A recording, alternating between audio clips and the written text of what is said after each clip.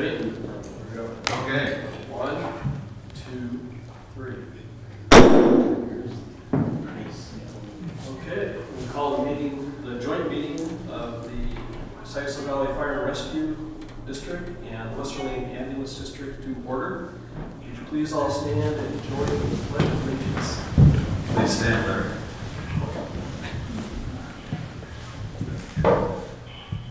I pledge Allegiance to the flag of the United States of America and to the republic for which it stands, one nation, under God, indivisible, with liberty and justice for all.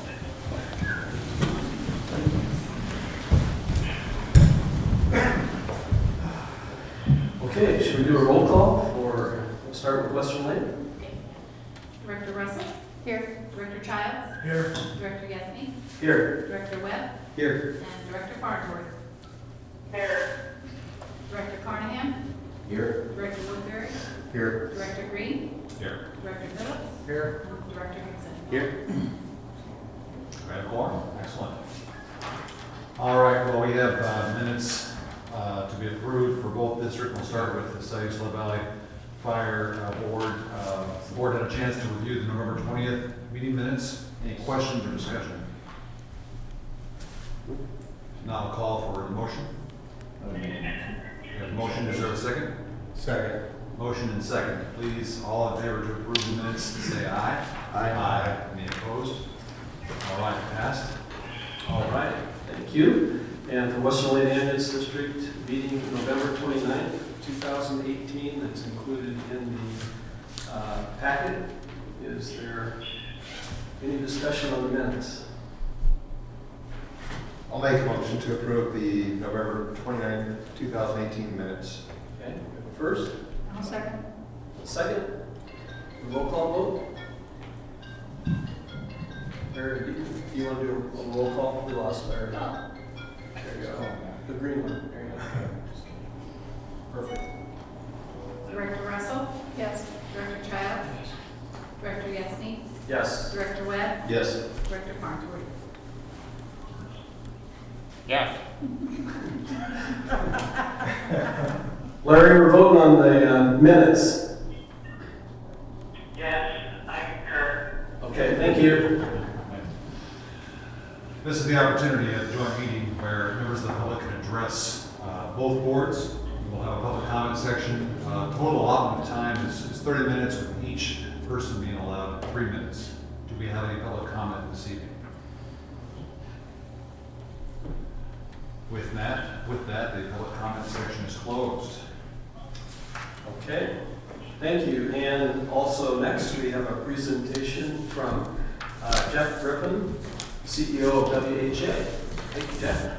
Thank you so much for allowing me to spend a few minutes with you tonight. We're going to take a 30,000-foot look moving into this next year of the insurances. It's only going to take about 10-15 minutes. I promise to be quick. But the other side of that is that you get to see me again in a couple of months. We're going to do a board member duties and responsibility training.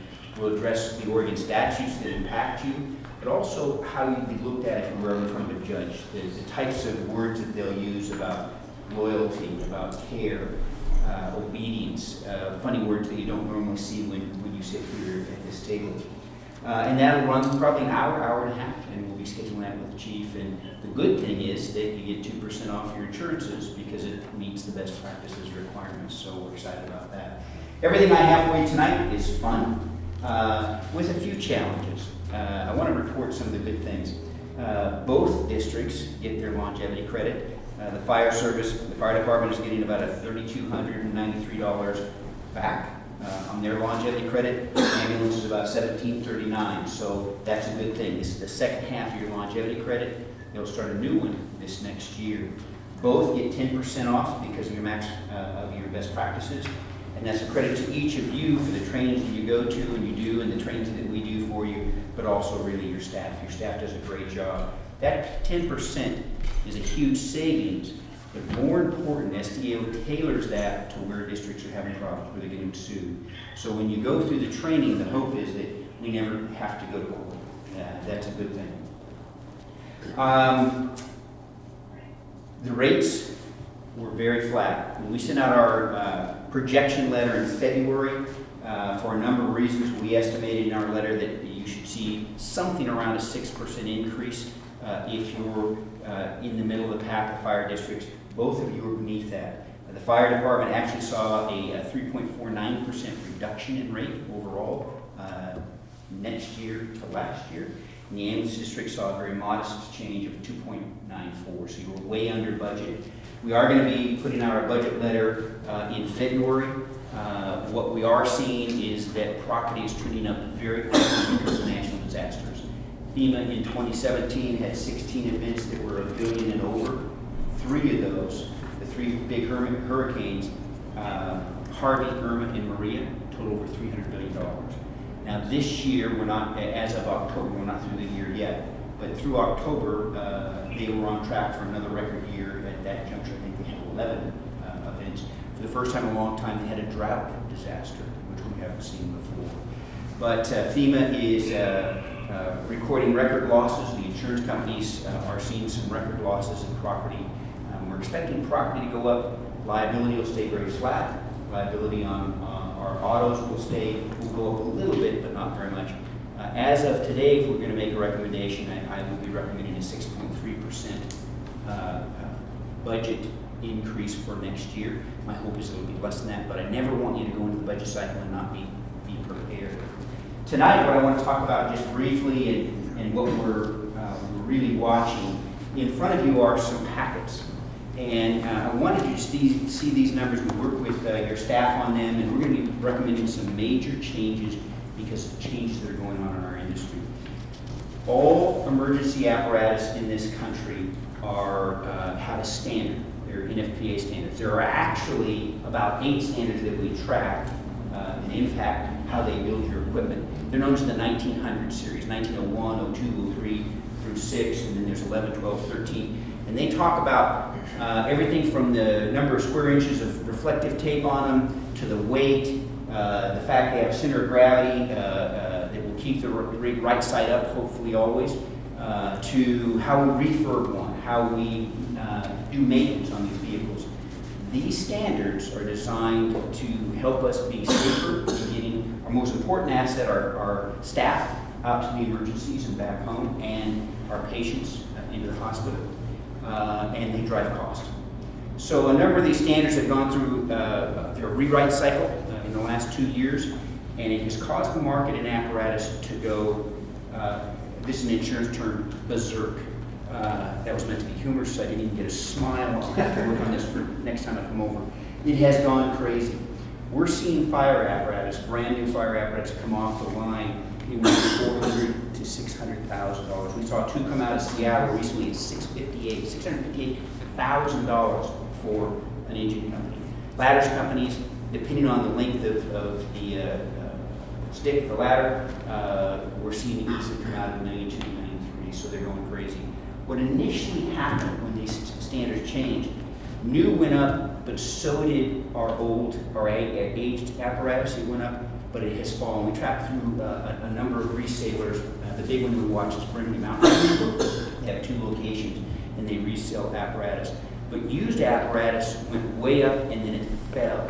So what we're going to be recommending is a series of changes. First of all, I'm going to recommend that all large apparatus, both our ambulances, our engine companies, and our ladder companies, we raise the deductible to $1,000.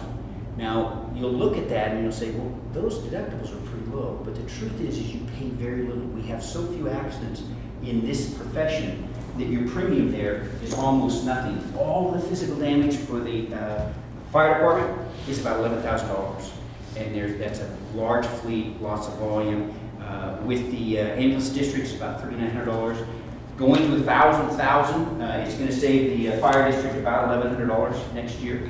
And I believe we'll be recommending that as soon as we get all the data back. We'll save the ambulance district about $300. I am going to recommend that we leave the light apparatus, the Fords and the Chevs, low. And here's why. They get more miles, but also, interestingly enough, we lovingly refer to it as the lug nut rule, the mass rule. The bigger the vehicle, the more damage it causes to somebody else. So when our fire apparatus hits something, it's not usually in good shape. With a fire truck, usually there's hardly even a scratch on it. So we're going to recommend a two-tier. You'll notice with our Chevs and our Fords, the value is low. So it's not going to cost you very much. $10,000 on your policy of value on those vehicles costs about $30 a year. So it's very cheap. But we're going to try to maximize, leverage your benefit, minimize your cost. In the case of the fire department, we're going to save enough to have 2 accidents a year, which we do not want to have. You can smile. He's looking at me, Jay. But what will happen is, the first year you set that aside in a reserve account, and then each year after that is money that you can expend. When we spend that reserve account, then we refund it with the next year. But it'll maximize your dollars better. Each of you were recommending that all the property, be it $1,000 deductible. You're a little bit below that right now. We're going to raise that. I'm not going to make a lot of change, but what I do want to tell you is that the buildings that we build today for ambulance and fire districts have gone through the roof. Insane. Oregon in Washington right now, you know, everything is crazy, building homes and everything else in the Northwest. It's just bizarre.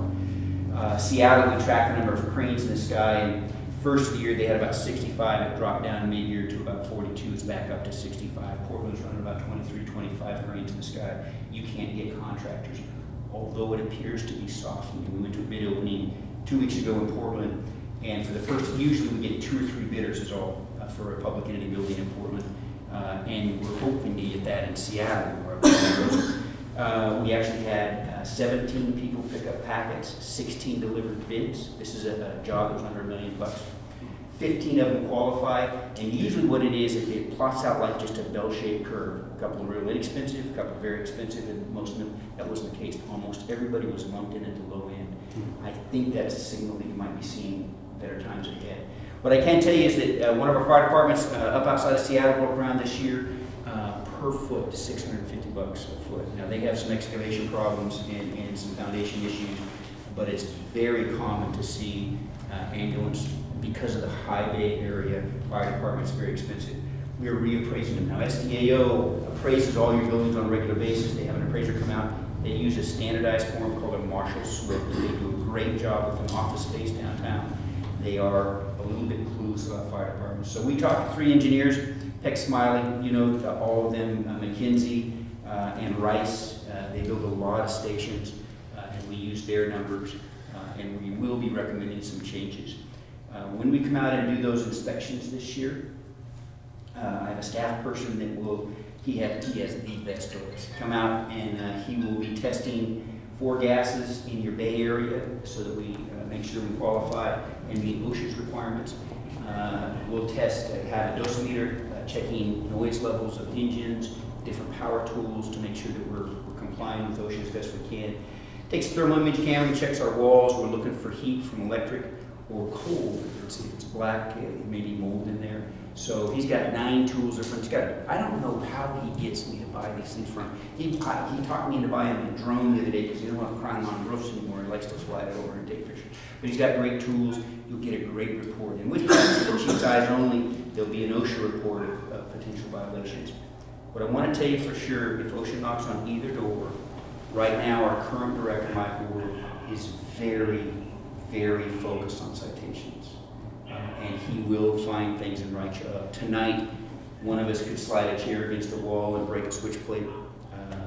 Under the prior administrator, they give you a short write-up, hey, fix this. Current one, they'll call that a life-threatening offense, and you'll probably get a $500 fine. So if OSHA comes out, and they will sooner or later, expect a couple $1,000s of fines, call me. One of my staff will go through the inspection with OSHA. They know we're serious about safety. And we will help you either get those taken care of immediately or fight them. Sometimes we need to do that. So with that, you see some minor changes in your packet.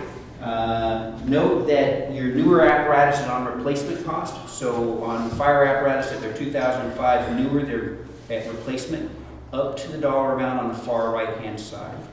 If they're a Chev or a Ford pickup, it loses replacement at 2011. It goes to functional. Now, functional means that they're going to build something that meets 1901, 02, but it's not going to be new for old.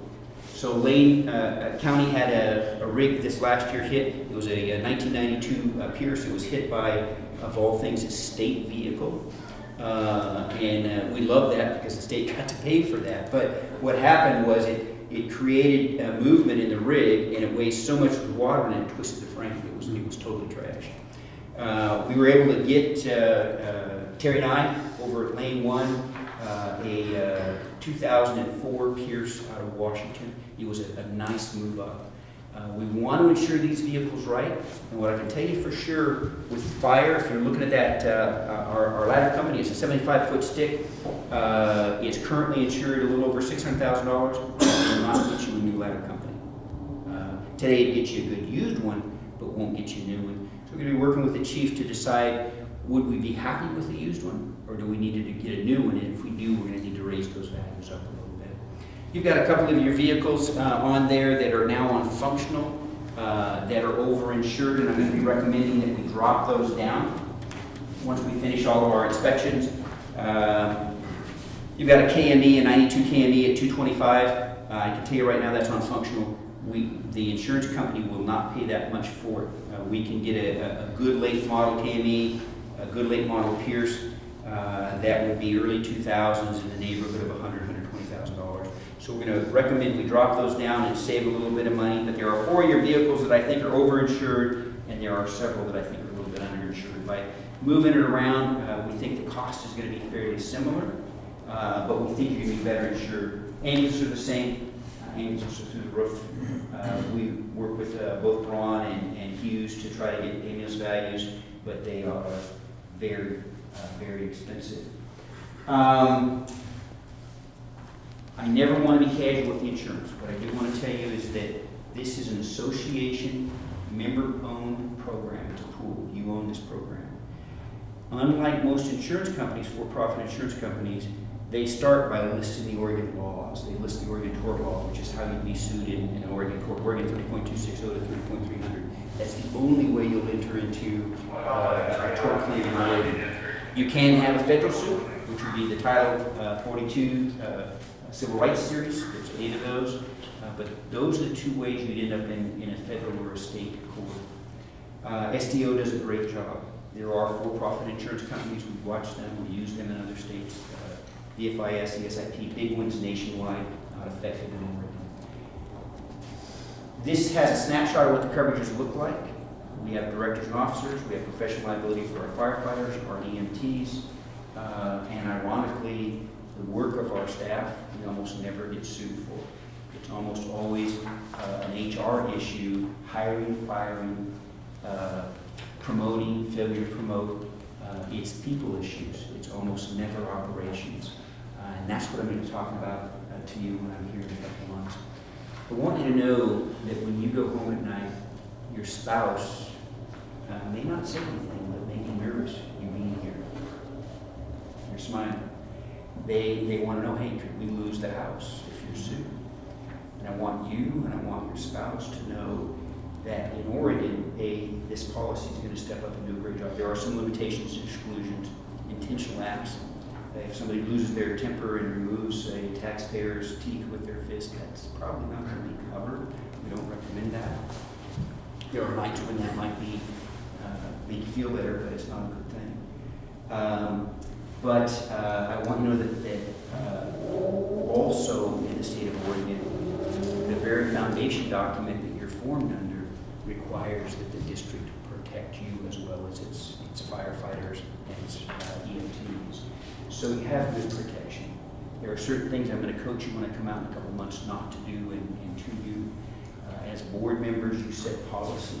I don't want a good, well-meaning neighbor to come over and they know your buttons. They're just like a kid. They'll push the buttons and they'll get you to respond. And what I'm going to coach you not to do is say, "I'll fix that." As a group, you have all the power when you're a quorum, 3 or more. But as an individual, you don't. I'll coach you on that piece. The coverage I like. We have to do some enhancements, and I'm very much looking forward to seeing you in a couple of months. And I am out of time for what I promised the chief.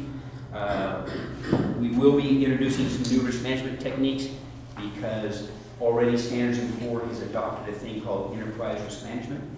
We believe FEMA will do so. So if you're applying for federal grants, you're going to have to be compliant. We'll work with your staff to make sure that we are and prepared. But also we go beyond what that program does and actually more effective with the safety with our personnel. And then we've got some wonderful online tools I'm going to coach your staff with, and we're just going to do this next year. So you'll see me sometime early. We feed you. The rules don't even require you to be awake. All you have to do is be in the room, and you get 2% credit. Now, it's not 2 compounded by each of you. It's the group get 2%. So I went through this very fast. I don't want any of you uncomfortable. Are there questions I can address or concerns? Just a quick question. You said, I'm sorry, that the comprehensive deductible on vehicles is going to be increased. I am. I recommend that. And here's why. STO's form is unique. The claim that's usually under $1,000 in glass breakage has 0 deductible. So what would be covered under traditionally under comp is fire and theft. And I shouldn't say this too loudly, but fire trucks do burn up, as well as ambulances. We have battery problems and trickle chargers that are running all the time. But yeah, we're going to recommend that both comp and collision go up, and it's going to save you a little over $1,000 to do that. Does that make sense? No, it does, yeah. That was the first thing that kind of caught my eye was the $100 deductible. Yeah. In the past, we do a thing called a point of diminishing return graph. And what we do is we take the value and the deductible, we graph it out where it makes sense. And as I hinted at, a $10,000 value is about $32. In the past, it's made sense. Now that the values of our apparatus are going up so fast, we need to rethink it. We need to raise the deductibles. I want you to know that we looked bigger, higher than 1,000. We looked at 2,500, 5,000, and 10,000. Doesn't make sense. If for this district, if we go from 1,000 to $2,500, I think you're saving about $120. It never pencils out. And we do that every year, so you know. Other questions or thoughts? Just a quick terminology question. We just say 1,000, 1,000, I think you mentioned that. Yeah, 1,000 for 1,000 comp, 1,000 for collision. For comp and collision. Comp and collision. Okay. And I apologize if I get too much into slang terms. 1,000 for comprehensive would be something other than a collision, or 1,000 for a collision. Okay. You mentioned. Questions, concerns, Chief? I don't. Appreciate that. Yeah. Thank you so much. We're working with the chief to refine this a little bit. The good news is that you're way under budget, and we want to keep you there. Thanks, Mr. President. Happy holidays. Be safe. You too. Thank you. Here's some of the new electronic services I think people want. Thank you.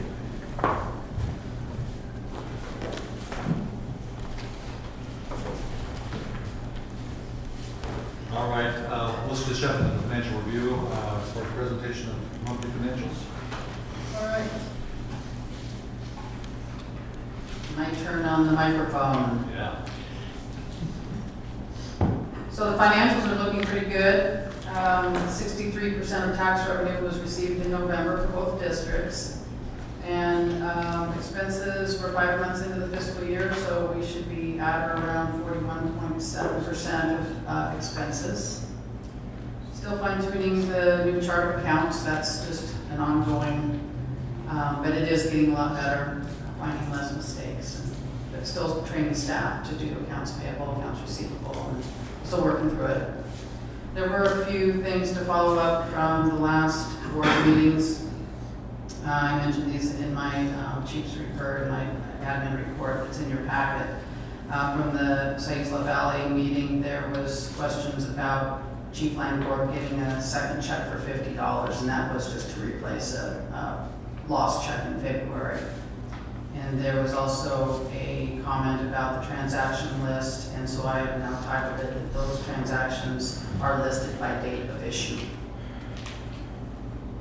In the Western Lane meeting, there was a question asked about when we build Three Rivers Casino, and that is annually in March for $33,960. And we are going to wait. We did not want to put any information on tonight's agenda for the local option levy, but we'll be bringing that to you in January.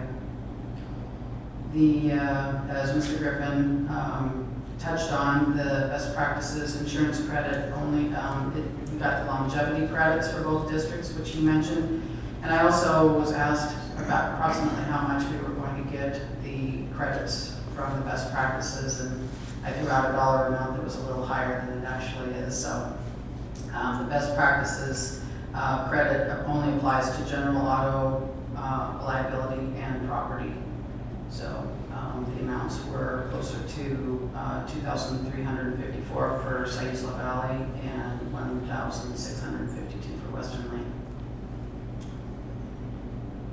Are there any questions on the financials? I have a question. In November, we still had some residual expense for Kathy Taylor.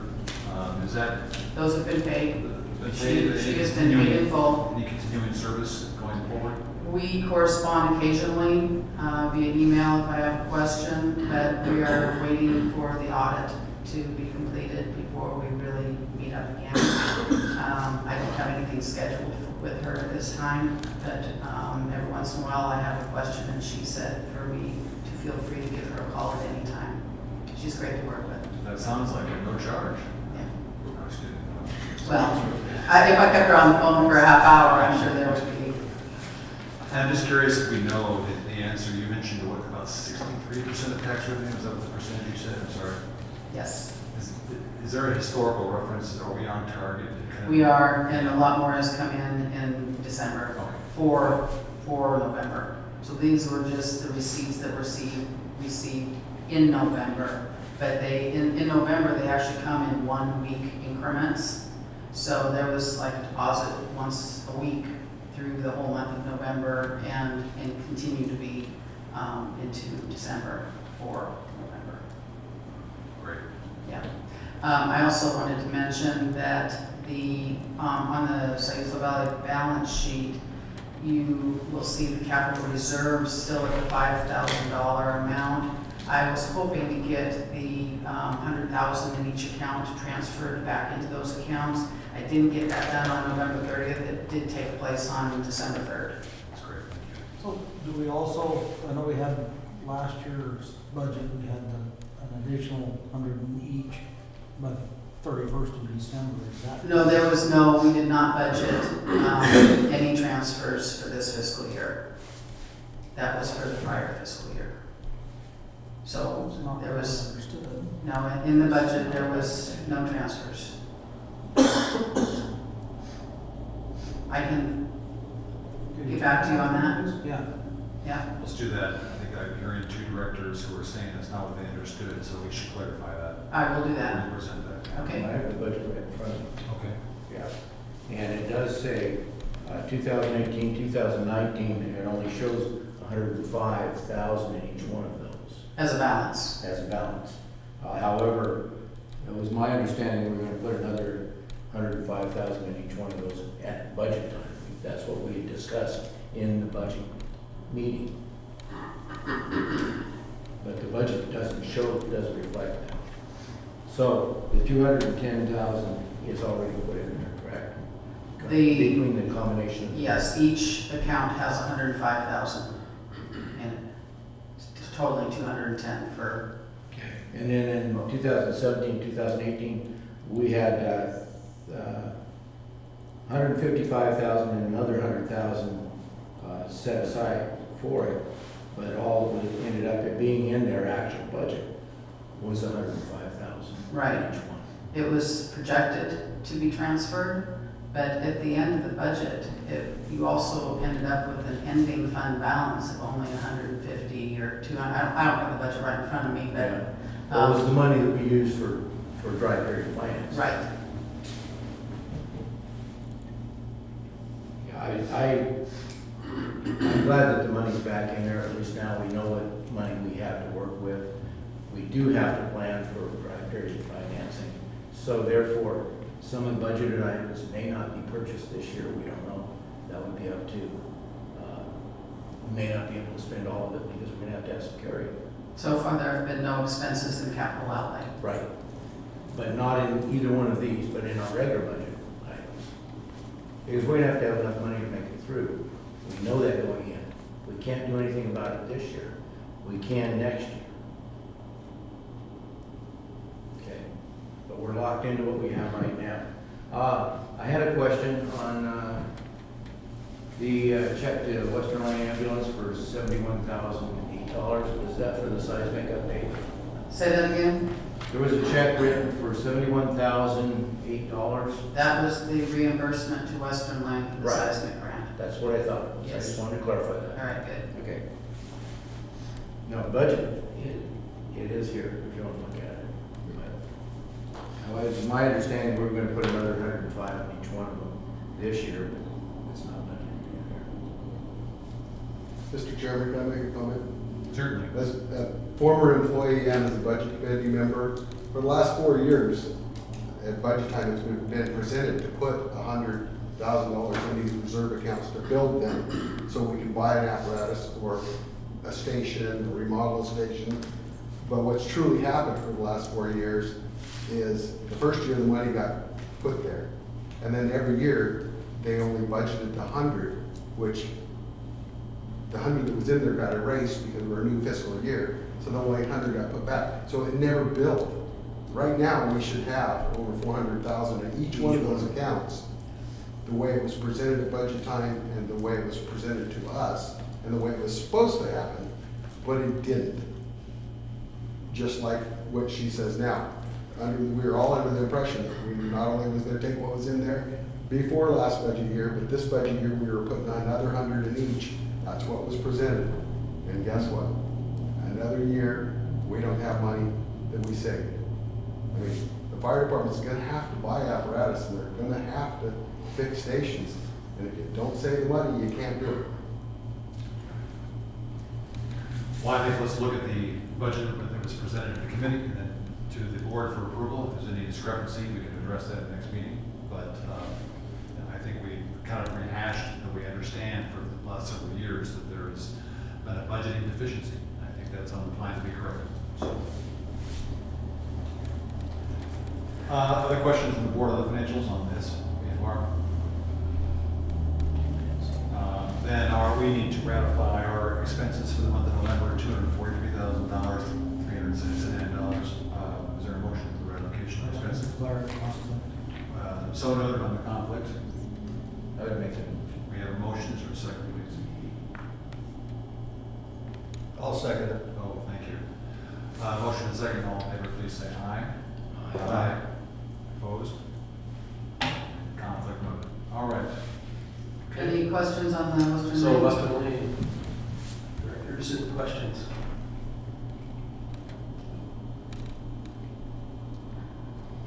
This is actually clean and easy to read. Yeah. Thank you. All done. I Can I have, answer again? Did you say something, Larry? Yes, I had a question about the political science class on November 29th, the transaction list. Is that where we are? we can go there, Larry. Go ahead. Can I get an explanation what that is? Chief House said that is a tuition reimbursement. Okay, is that somebody's curriculum for their degree? Yes, sir. Yes. Okay, perfect, that's all I need to know.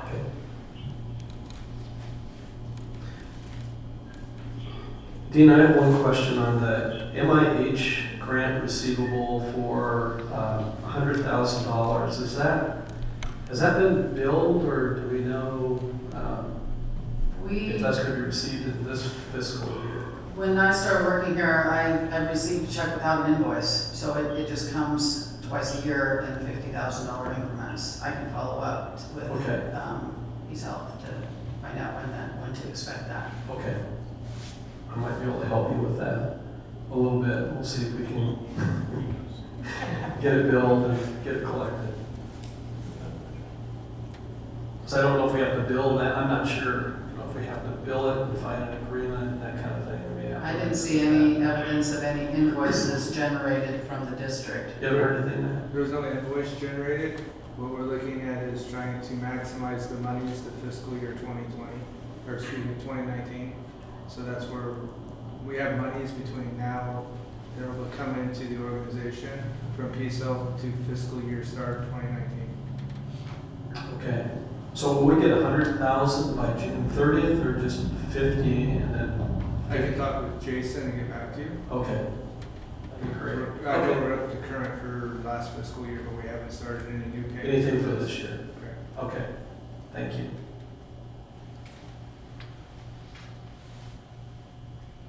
Any other comments or questions on the financial statements?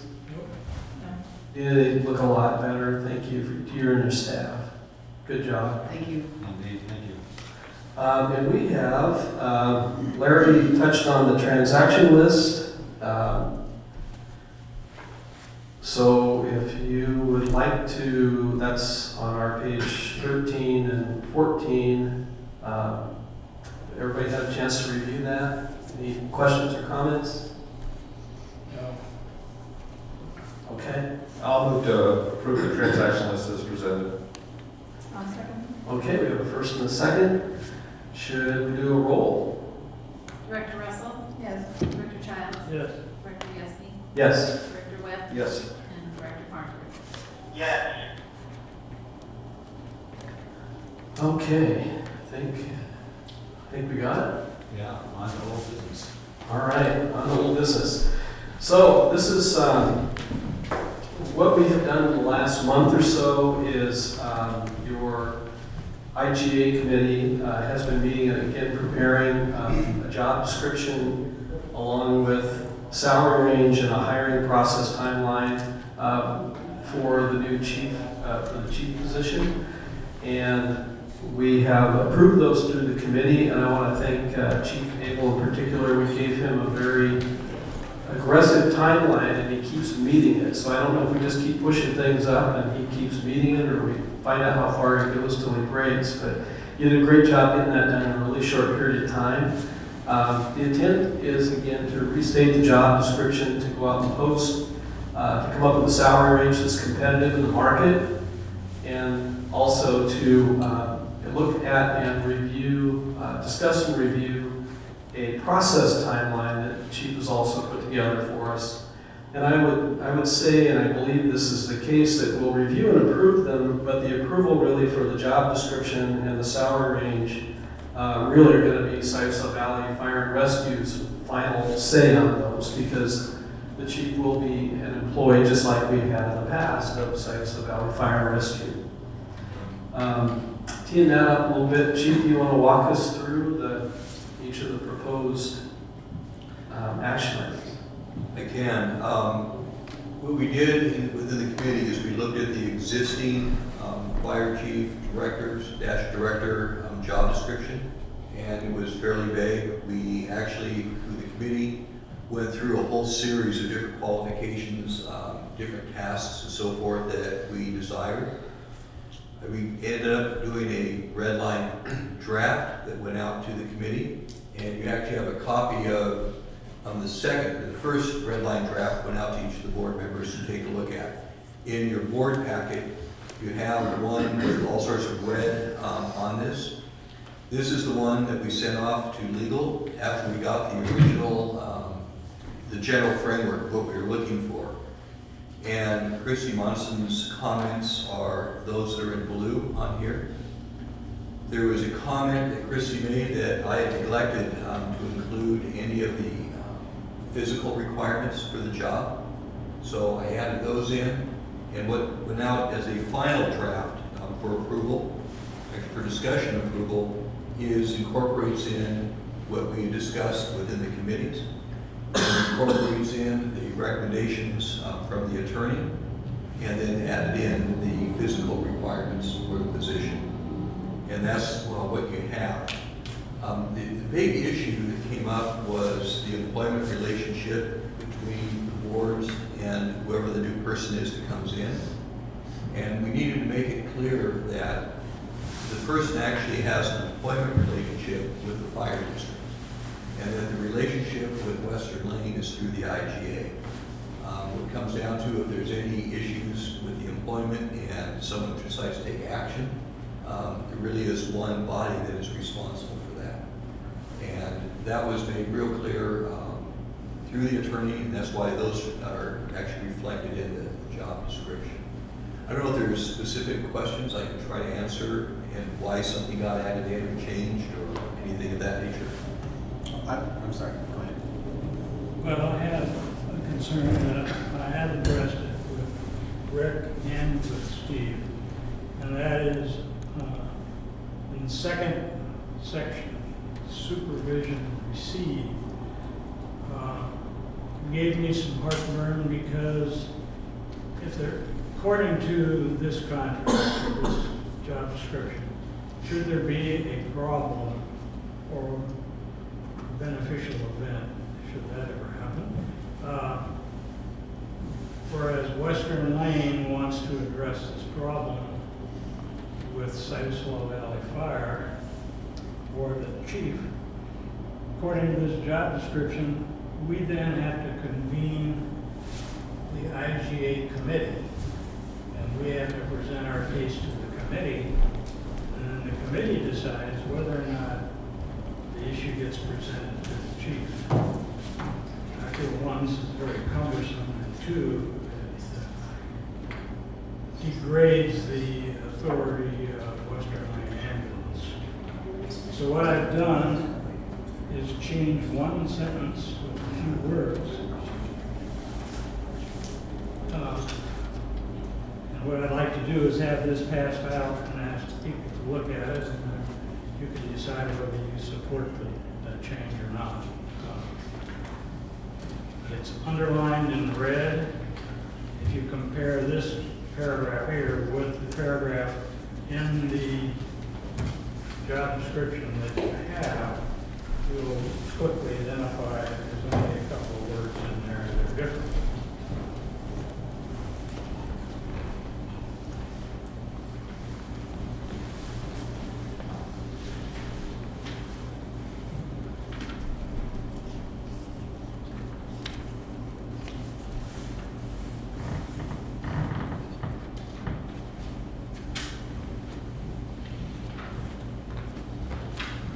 Basically, the problem here is, I see it as, if the board perceives a problem that needs to be addressed, they should not have to convene the committee to address the problem. So in the job description, this is the position that we're passing out to hire somebody with which he will conduct his business. It currently says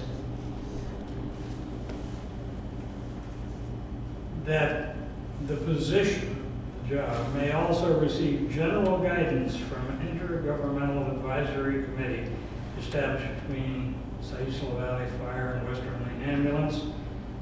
However, the Situswell Valley Fire Board of Directors is solely responsible for employing, supervising, etc. I don't have any problem with that. But it does not allow for the Board of Directors of this district to make a direct presentation. So I've changed the wording to read, the position may receive general guidance, this is the words on the form, from the Western Lane Board of Directors and/or an intergovernmental advisory committee. I recognize there will be times when the committee would be an appropriate venue, but I think there may be times, and I hope there aren't, where the board should intercede directly, not through a committee. So I'm asking that this change be made to the position description. Thank you. I'm curious, Steve, if you have anything you'd like to shed on the legal side of this from the standpoint of liability to the district and or any claims against the employer, and would this compromise that or cause any challenge? Well, one, I can't give you any legal advice. No, we accept that you're not an attorney. I understand the concern. What I'm concerned about is establishing two boards providing the overall guidance. From a practical standpoint, and again, I understand the concern, is the way we've been operating is the chief has been meeting weekly with the two board presidents and discussing any issues, concerns, and updates about what's going on. You do have your advisory committee, which is made up of both directors, both boards. And what the intent behind that is to provide the general direction so we're not getting any conflicting directions, conflicting priorities to one individual. That would be one that we would actually send to the attorney, I think, to see if it creates an employment issue between. My personal opinion is the IGA Advisory Committee, that was the purpose for that.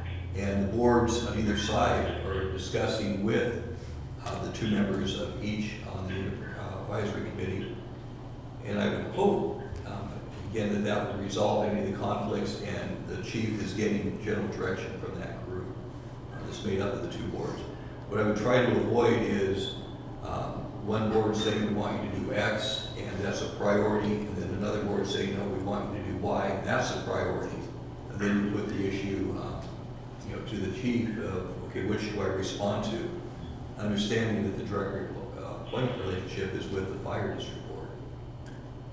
So I would be skeptical. I understand the concern. And if the boards vote to include that in, I'd be more than glad to send it off to legal for an opinion.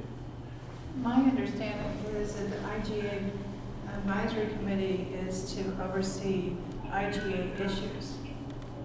So if we have an ambulance issue that we need the chief to give direction to the chief for, we need to be able to give that to him. Absolutely. Versus we're not going to tell him to do something on the fire truck. But Correct. for us to be able to give him direction as far as the district alone stands, not as part of the IGA portion of our agreement. Correct. You're absolutely correct. And this, the second part, which we haven't addressed, is we really need to work on the IGA that can address those exact issues that you're talking about. That how we end up communicating back and forth. The current IGA, as I understand it, just has a job description, actually 2 job descriptions. And I think it should be beefed up to talk about really what the relationship is and what are the duties that Western Lane really is contracting for. And that would be a fairly easy thing, I think, to update. Well, it doesn't exist at this time. You're correct. And the terminology in the sentence is may, it doesn't say it will. And that gives all the lawyers a little leeway. The word may is pretty important. But historically, one of the concerns of the establishment of an IGA was that one district would become paramount to the detriment of the other, to the point where it would cause serious problems.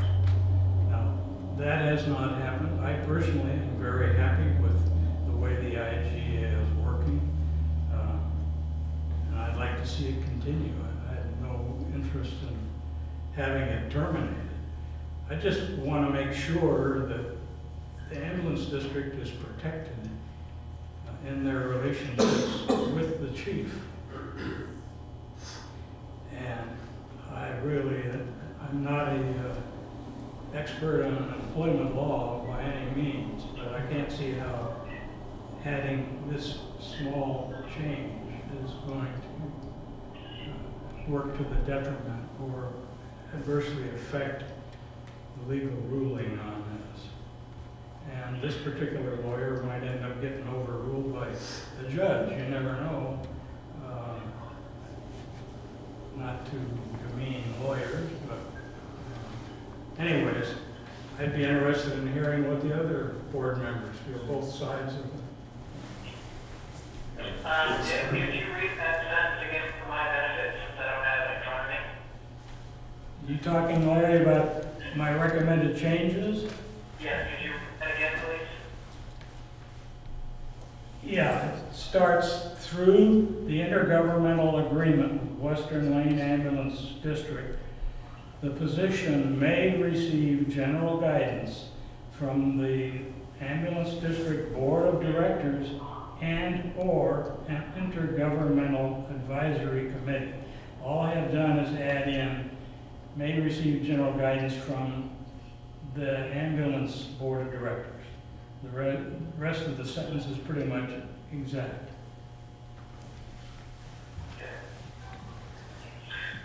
I think that's language might, I would support that change. Also just changing language where as the business will all see general from time a committee, because expect that the committee would that direction board itself. So let's try that, or to give attention to the two GA committee first. I would support either change. I think that might be improved. Okay, Did you get done, Gary? Larry, to repeat, you're okay with that change, basically? I think fix language line or changing the word may to May to what? Sorry? change it may all receive the position will receive. I hear you say will versus may. We change from may To will, that's a directed to do, they will do that. Whereas may, it is an option. And personally, I think an option would be preferable to a directive. right. I think also keep in mind this is a description. You facilitate the immediate recruitment of new chief, and out this will be amended, changed in the circumstances required. So our best proceed to get to where we can do a recruiting experience. So I agree with Dick's concerns and Cindy's concerns, but for the sake of what we're doing this evening, a simple change would probably muster. Thank you, Larry, but you raise a good point. The wording of the position description, I think, is critical in our efforts to recruit the best qualified candidate. And I would not want him to be turned off by any wording in the description, nor would I want him to subsequently say, wait a minute, that's not what I signed up for. So this, in my opinion, just clarifies that. He's going to want to know, who do I report to? Who's in charge here? Anyways. Okay, other comments? Yeah, I have a quick comment. It basically says that within this agreement, and the intergovernmental agreement is really the power that Westmoreland Ambulance, that's the contract we have with Sisal Fire. Sisal Fire has a contract with the employee, so our only teeth is through the IGA. And that's, to me, is where, at this point, the way the structure of the organization is, that's the way that we define how we communicate through the chief and what we direct. So within that, and that's something that we need to fortify the IGA agreement going forward to make that readily apparent. You know, I would agree with that statement. You know, the ambulance district's recourse is its rights as receiving services, and should then deliver something in writing. I support Dick's perspective in that if you've got a performance issue with the person acting as director, you'd like to take care of that. But I think the IGA clearly is deficient in how it defines those rights as the service receiver of the ambulance district. And I guess I would say, you know, our purpose tonight is to find a way to move forward with the recruiting effort as quickly as possible, recognizing we don't have interim chief able forever. He wants to get back to what he was doing before, which was retirement.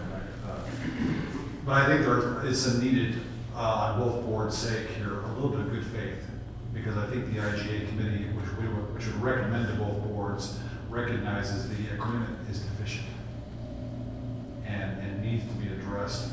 I think that you make some great points. With that, you know, the changes seem pretty immaterial. I just get concerned from the labor law standpoint of who the employee is and who the employer is and do we run into any rights or issues in that respect. And so at a minimum, if we change anything that's presented tonight, we would have to go back to the council. Yeah, I guess my thoughts would be that, and correct me if I'm not thinking right, if we didn't have if we didn't have the intergovernmental agency, the IGA committee, you would be dealing direct with the board. So, you know, if we didn't have that committee, it would be a board issue that would be presented to the SVFR board for not receiving adequate services. So I don't, and I think what Dick was getting at is he wants to make sure it's not a cumbersome process, and I don't think we'll run into that anyway, because as Chief mentioned, you know, we're meeting weekly with Chief. If there are issues that come up, we're discussing even sooner than that if we need to. So I would hope that we would be able to, even in an informal basis, be able to bring those things up from the board as quickly as possible. I guess what I would think on this, and in the spirit of moving ahead, because this has been vetted by legal, as was mentioned, is if there are no large or big objections, is that if legal allows it, then we could go ahead and make the change, but if not, we would move ahead with the document as it stands. How would you feel about that, Dick? So in other words, we would run it by legal, but if they said, no, we're not going to reconvene and we're not going to wait that long. This document would be approved with this change if legal is okay with it. So you're proposing to go ahead and disseminate this document? Well, And then make a change later, or should there be? Well, we would make this change if legal, I mean, a proposal would be to make this change if everybody's comfortable with it, depending on legal's review. If legal says, no, this is going to hold it up, then we don't include it and we move ahead. And we find other, because as been mentioned too, the IGA really is deficient. We have a lot of changes that need to be made in that document. And that's what we would be taking up next, within the committee, is really looking at the document itself, coming back with further recommendations. Well, the issue of expediency has been raised, and I don't know how long would it take to get a verbal on this? My guess is we're going to be at least a week, a bit longer, coming right up on Christmas and New Year's. So if whatever can get in there and get the comments back and forth. Well, I agree with you. I have an idea that for approval this evening, and that we should take parallel track with legal people to see how the language is improved subsequently, because time is the essence. I understand what you're saying, Dick, and I completely agree. I understand where you're coming from on that. But I think, I would hope that all of us agree that all of us want what's in the best interest of this IGA, and it's what we do. I think it's a good idea of what Rick said, which is let's propose it to the attorney. If the attorney says, yeah, that's an easy fix, we can just do that, then let's do it. If the board is okay with that. But if she says, well, I'm gonna have to bring it back, it's gonna be a couple weeks, we'll have to resend it to you, you're gonna have to approve it. I would prefer that we just move forward on it, and I say that for two reasons. One, part of the purpose of the IGA committee is to have a voice for both departments. We have two people from the Saginaw Valley Fire, we have two people from Western Lane Ambulance. I would hope that would solve any issues you may have with, whether or not the Western Lane Ambulance is gonna have a voice in what the chief says or does outside of the board. And then secondly, I think the expediency of getting this moving is probably at this point more important than the one name change. And as we pointed out, the IGA itself, we still have a lot of work to do on that. I would hope that by the time we're done with that and we have all the teeth into it, everyone will feel comfortable with what voice they have in that IGA. Question. This is just intended to be a job description. This is not an employment contract. That is correct. Yeah, so I would be in support, and I would make a motion that Western Lane support this job description and allow Saginaw Valley to take it from there.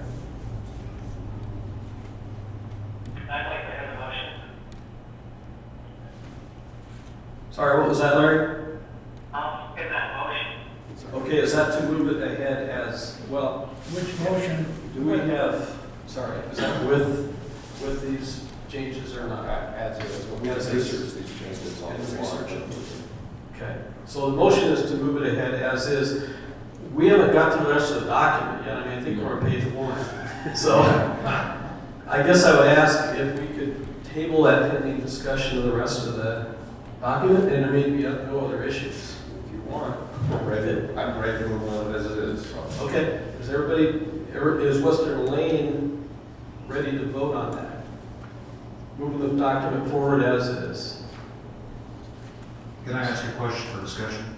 Yes, Are you voting to move it to SVFR board to approve? correct. That was the motion. And I'm assuming, and that would be as the document stands.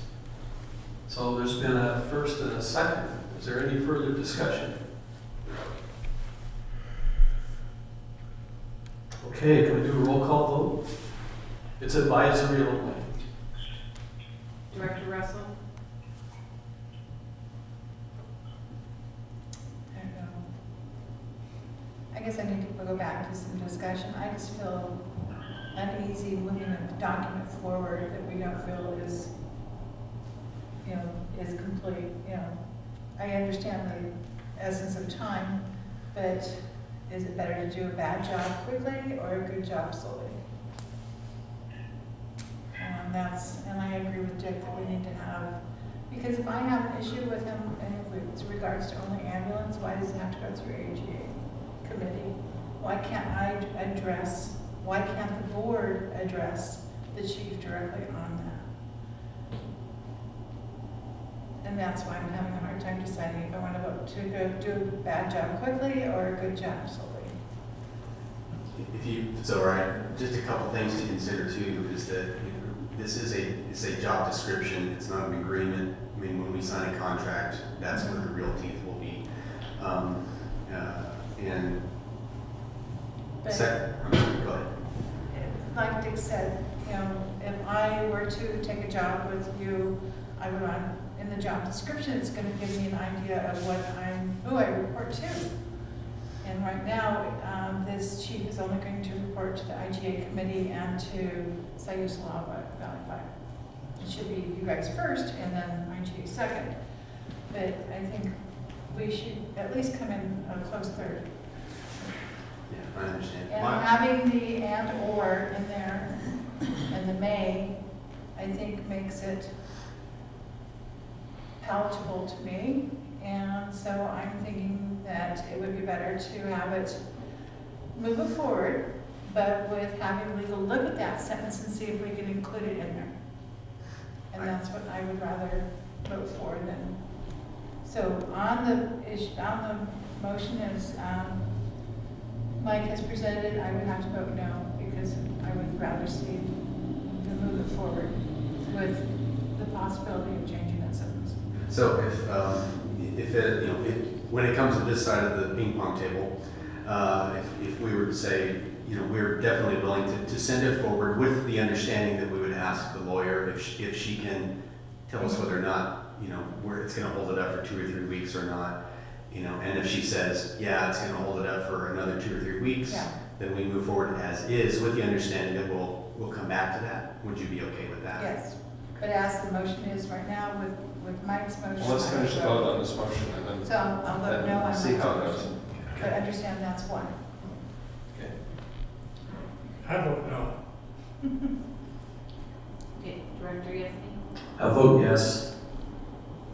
Director Webb, Yes. Director Farnsworth, Yes. Director Childs. No. Okay, thank you for that discussion, and we'll turn it over. Director Farnham. Well, I just wanted to clarify something, that the advisory committee is an advisory committee only. Correct. They have no power or authority. They're there to try to work out any problems, and they bring it back to each board if there's any discussion on it any further. So, I understand your concern, but that's what that committee was set up for to do. And it's worked very well since the very beginning. Well, the committee charter also specifies that there has to be a quorum. So with a 4-member board, you could have 2 fire representatives and only 1 ambulance representative. And the 2 would be the quorum, and they decide to move forward, and here the ambulance sits. So you really need more than 4 on there, but They can't take any real action. They have to bring it back to each board. The board is the only one that can take any action. It's the board themselves, whether it be the Western Lane Ambulance Board or whether it be the fire board, either one. They can't, as a group, make a decision without taking it back. Right. I Okay? agree with that. Okay, and that's the way the Depends on committee's what set they're up. advising, Yeah. you know, as a committee. I will say that if you can move it forward with a verbal from a lawyer in a day or 2. It's already been approved. If the lawyer is really as sharp as we expect she is, she could say, off the top of her head, or if she says, oh, I'm gonna have to research this, then we could move, you know, go ahead and move this forward. We wanna make another motion, or Oh, I think it's already go been, with 3 to Dick, it's 2. already been approved. I think we're Yeah. where So we are. It's in the fire expense now. Just ask- Yeah. I understand. I guess one thing I'm thinking too, Dick, is this proposal really, we're not operating any differently than we have. You know, I don't think it changes how we operate and the way we work currently with the chief. So I don't think it takes something away, in my mind, from the way we've already been operating. And I would think as a board, we can come together, and if there's an issue, that will get to chief. But I believe there's at least mutual opinion from both boards that the IGA needs to be strengthened. Correct. The language. And that is the that's word. where I guess I would underscore where the rights of the ambulance district lie. Right. Is you're in default chief and or SVFR of the IGA, we want it to be corrected. And the IGA itself does not include spelled out performance expectations that it should. So. I know you've passed your motion, but as you said, you got to page 1. Right. Would you like to discuss any content of the job description further before we? Does anybody else have any other comments on No, I don't have any problem. If that was the case. Okay, thank you. So that's back to the board of Sites Valley. We have job description as proposed. Is there any discussion we want to bring up? Director Carnahan? Under physical demands, can everybody read the physical demands? Are we hiring a firefighter? That's what it looked like to me. No, it doesn't have the full firefighting elements in there, but if you have this size, this is Steve's opinion, in this size district, the person may end up helping with the hose line, may end up helping set up a ladder, may end up helping, you know, whatever. And the other is having the ability to maneuver around a fire scene as opposed to sitting in a vehicle, has to have that ability. And then also having the ability to move 25 pounds occasionally or move up to 130 pounds, again, helping with EMS, helping, you know, pick up a patient. And then the only other really requirement is that they're be able to drive, have good vision. And we do have in here as, I believe, under working conditions, has to be able to utilize various types of respirators, including the SCBA. It is not a full firefighter. We could add in if that was the desire, but I would Oh, recommend yeah, that. I read that and said, that sounds like a firefighter. Well, part of the reason we put that in, there was nothing before at all. Yeah. As we all know, the chief also serves as duty chief from time to time, well, on a regular basis. On a regular And, basis, you know, yeah. on scenes, they've got to be able to do, you know, they have to be physical. So we felt it was important to include some description of what that may entail. Okay. The other thing I had a question about was, we spend an awful lot of money in training time on Blue Card.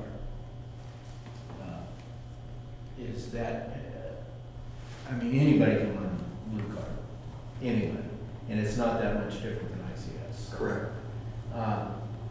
But we spend an awful lot of money on it, and I think we've got all of our officers trained up to it. I don't know whether the ambulance district has it or not, but I think everybody in the fire service we don't have everybody up to that, and it's not a one-time cost, it's an ongoing cost. It's an ongoing cost. And for my personal opinion, I'm not sure that we gain the benefit for the cost that it takes. I agree that we have to have people trained and qualified in incident command, strategy and tactics, but I'm not sure that we have to subscribe to one particular, I guess in this case, a vendor. Okay, all right. Those were things that I knew that we sunk a lot of money into to really have something like that. And I agree with the reason that they did that. No issue with that. I'm not sure that it's something that we need to do ongoing, and we're having a bit of discussion internally on whether or not that's valuable or not. Okay. Not to diminish the standard. Okay. Is there other discussion or questions from the board? If not, is there a motion to be presented with respect to approval of the job description? I'll make a motion to approve. Quick question on the second test. Did we agree upon the pay scale? I think at this point, if you don't mind, I'd like to deal with them individually, vote separately. Okay. Okay, I'll second that motion. We have a motion and a second to approve the job description. Next, let's vote by roll. I'll call Director Messing's lead on that. Director Monahan? Yes. Director Woodbury? Yes. Director Green? Yes. Director Phillips? Yes. Director Hicks? Yes. Okay, the job description passes unanimously. Rick, do you want to then go on for discussion purposes, the other item, salary? Sure. So the second proposal is related to the salary range that's being put together for this particular job. Chief Abel's put a very good memo in here, which I think I'd like you to recap again, Steve. Plus, I think you may have some updated information or some other districts that have posted for similar positions. And then if you want to walk through how we set the steps up, that would be great. Okay, you do have the memo that's included in your packet, and it was asked to draft some salary information. One of the things I wanted to look at is some of the horizontal wages within a region, and then also I'm going to use the term vertical on what generally fire chiefs would be making if we're going to recruit somebody to come into the region on there. And looking at the history of some of the other fire districts that have not been successful in their recruitment initially, and what I'm told from the interim fire chiefs, those districts, that salary was the biggest deterrent on that. So that was directed to do by the, actually I'll take that back, I was advised to do by the advisory committee, is take a look at the salary ranges and what's going on out there. So what I did is I contacted, besides looking at some of the other advertisements, I wanted to take a look at what Lane Fire Authority was doing. Again, because they are operating an ambulance transport service as well as fire protection. I wanted to take a look at what South Lane County Fire and Rescue is doing, since they offer an ambulance transport area as well as the fire district. And both of the chiefs there were very generous in providing their information. But I also, in comparing, wanted to take a look at how many employees they have and what their budgets are, and try to get as close as I could to with apples to apples. I know that's always difficult to do when you start looking at cost of living, housing, and so forth in different areas. What I found is that we were really right in the middle between Lane Fire Authority, they're on the higher end, and South Lane County, which was on the lower end. And this is also looking to combine Western Lane Ambulance as well as with Saginaw Valley Fire. So I presented initially the salary range, the A, B, and C on there, and we discussed that within the advisory committee. The recommendation to me was to go back and look at salary range C and actually decrease the step increases from 5% to 3.5% for the first 3 years, and then maintain the 5%. And then the cap was supposed to be up to about $135,000, between $130,000 and $135,000. So on the last page of that discussion You'll see the original 5 steps from the salary range C, and then the proposed 7 steps with the guidance from the advisory committee, starting at 102 and then capping out at just under 131. What's interesting in looking at this, I just got the announcement from North Lincoln County advertising for a fire chief, and it's just about right in the same range. It pops out a bit less than what we have here, but again, they're not dealing with an ambulance. And then also, City of Gladstone is recruiting as well within the same range as what we're looking at. So you're dealing a little bit closer to the metro area there. They're not also managing 6 stations in the ambulance service. They're dealing with 1 station and a very small area. So we looked at this and felt that it was competitive. The board's advisory committee, one big concern is making sure that it was competitive and that we would be able to attract well-qualified candidates to apply and move to this area and be the fire and EMS chief. I don't know if there's specific questions I can try to answer. One thing I was going to point out was one of the reasons we suggested 3.5 for the first 3 and then increasing it was because we felt that just going straight across 5% was not going to give any incentive for long term for staying with this area. So we felt like 2 things. One, after 3 years, knowing this area like this individual would increase their value to us, which would justify the extra 2% after those 3 years. And the other part of it was to give them sort of an incentive to want to stick around because after 3 years, hey, I get another 2%, rather than just saying 5%, 5%, 5%. So that was part of the reason we did that. That makes a lot of sense.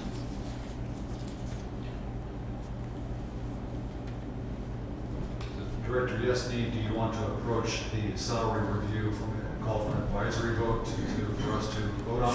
Or? Yeah, we can, let's at least ask for any discussion on that salary range that's presented. I think it's been, in my mind, it's been pretty clearly laid out. It's within, when you talk about, just for those of us who aren't firefighters, LFA is It's Lake Fire Authority. and that's a Veneta kind of Veneta area, and then Cottage Grove is south of Lansing, and they're similar kind of in size and budget, as you said. And They are, actually, the original memo does have their budgets and their FTEs, their full-time equivalents, so we have all of that. so, What was the discussion? What was the salary of the former chief? I believe, boy, I'm gonna ask, I think 1039, does that sound right? Yeah. Yeah. That's, yeah. That's the only question I had.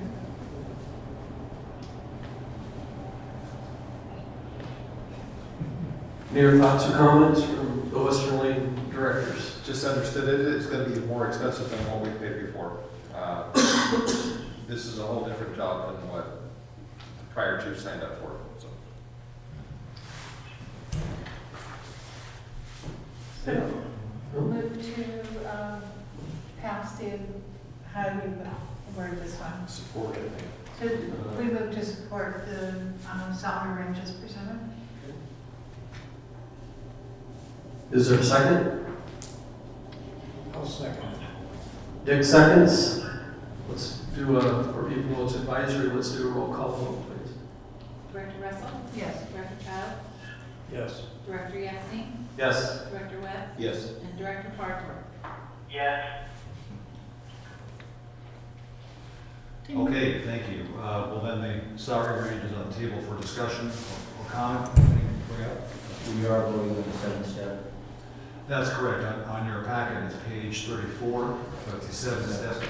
Yeah. I would move that we accept that. Okay, there's a motion to approve as presented. Is there a second? Second. And a second, thank you. Let's call for a roll vote, please. Roll call. Director Carnahan? Yes. Director Woodbury? Yes. Director Green? Yes. Director Phillips? Yes. Director Hickson? Yes. All right, the salary range as presented and recommended is approved unanimously. Thank you. Great. Thank you. So the last issue on item 1 of old business is about the hiring process and timeline, and I think we should review that as well and see, because it will involve all of us from both boards, I'm sure, in the interview process with a prospective new chief. So, Steve, I wonder if you want to lead us through the proposal that you put before us. Glad to. This is the same that was presented back in last month when we first put together the binders.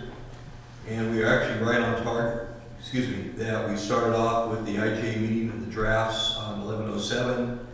We went through the drafts, and I'm going to kind of zip on through down here to Wednesday, 12/19, which was to final review and job approval, the description of salary, benefits, and hiring timelines. So we are actually right on target. If this is approved, then we'll start the application period. I think we can probably be just a little bit before the 1st or the 2nd of January. Again, we just have to get some time to finish putting together the whole recruitment package. Yeah, regardless, we'll be looking at closing the application period on the 31st of January. That gives roughly a month, maybe a little over a month.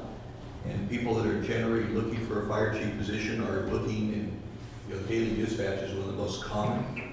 What we'll be doing for the advertising, the daily dispatch is a daily internet-based newsletter that goes out to the subscribers really throughout the country, and has had pretty good luck on getting the word out for those, especially regionally, for the fire chief positions. I put ads on Indeed.com. I've yet to receive any complete applications from them, but a couple of advantages. One, it doesn't cost anything, but the other sites pick it up. International Association of Fire Chiefs picks it up. Career.com. There's several other sites that pick that up. So it really gets the word out nationally at no additional cost for us. And then this, what I'd be doing is having the application materials available on our website. So individuals can just download the information, and we'd be receiving application materials via email or via hard copy, whatever works best for the individuals. What I do to receive those, I do a quick screening. If all the materials are submitted, then I just send an email that received everything and it's complete. I have in past, if something is missing, is sending one email saying I'm missing X, Y, Z. You better get it in before the deadline if you want to be considered. I've had some say that if it's a fire chief position, they should get a second chance. They have one shot at it. I would hate to disqualify somebody. I had one person that was scanning information and it did to the second page. And I'd like to have that opportunity to say, I'm missing this. If you get it to me by the 31st, 5 o'clock p.m. Pacific Standard Time, then you will be considered. The week of the 4th, 8th is a review of applications. That's something that needs to be discussed. It doesn't have to be done at this meeting, but generally what I'd like to be able to do is, if approved by the boards, is to review the applications along with one member of each of the 2 boards. Don't want to get a committee together. That becomes now a public meeting. There are individuals that are applying for fire chief positions that don't necessarily want their names out at that particular point until they're seriously being considered. So I'm concerned about that. Around the 12th, the middle of the month, to invite the applicants to continue in the process, the top applicants. And it's generally, you try to look for a cutoff, generally around 5. You start getting more than that, it gets to be real cumbersome to go through an assessment center process. If we go through that, at the very end of the month, that 28th, I'm hoping comes out as a Thursday, would be an open house for all the candidates to come in. And by that open house, we keep the day open for anybody on both sides, EMS as well as the fire, to come in and interact with the staff. I also encourage them to call and talk to the staff if they want. And that gives them time to either get in the back of a medic unit or in the back, I should say in the back of the seat of the medic unit or a fire engine, get a tour of the area and be able to talk with the staff, ask questions and so forth. And then that evening of having a meet and greet where members of the public, all the board members, or all of our staff members can come in and meet and interact with the candidates before the testing process. One of the reasons for doing that is trying to put our best foot forward as an agency. As we try to select the best person that's going to be the chief of our agencies here, we want them to really want to work here. This gives an opportunity to really shine to the candidates. The Friday, be the next day, would be all-day testing. Be running more than likely a 5-station assessment center. And we bring in assessors that are a group of fire people to do the fire technical stuff. I like to bring in law enforcement individuals, especially as we get to the interviews. And then other members of the community, whether it be school district, I'd like to have members from the hospital that are managers and know what it takes to be a good manager, be a good leader. Not everything we do requires fire technical expertise. We all have Sayula Valley accepted employment issues, and we have people that can come in and assess how we're handling that. Also through the interview, I generally like to do some kind of a mock community presentation so we can check on communication skills. I generally like to do a mock board presentation where there's some topic that the individual has to present to the board and answer questions. Usually has financial implications, policy implications, things of that nature. Because this is also fire related, generally some sort of an incident management exercise as well as the interview. That takes pretty much a full day. And then if this is approved on that Saturday, following all of that would be fire board interviews. That would be both boards together interviewing the candidates. I put it together that way so an individual can come in on a Thursday and kind of get settled in, testing all day Friday, interviews on Saturday, and then they're free to head home to wherever they go or spend some time on the coast for Sunday. We should have a pretty good idea of the boards. Normally what we do is you convene a public session, move to go into executive session for the purposes of the interviews. And then if there is, you have a candidate there, you basically at that point go back into general session and someone makes a motion that do we want to pursue doing backgrounds on candidate X or Y, or we want to think about it. Once we go from there, we end up making, if there was a candidate that the boards were really strongly looking at, we would actually then go into conditional job offer based on background reference, all the other types of things. And potentially could have a candidate start the 1st of May. Most fire chiefs don't give 2 weeks notice and move on. It takes a bit if they're not here local to be able to locate and find a place to live, close out whatever projects they have going on their side. So I don't know if there's other questions on here. I have a question, either for Steve or other members of the IG committee.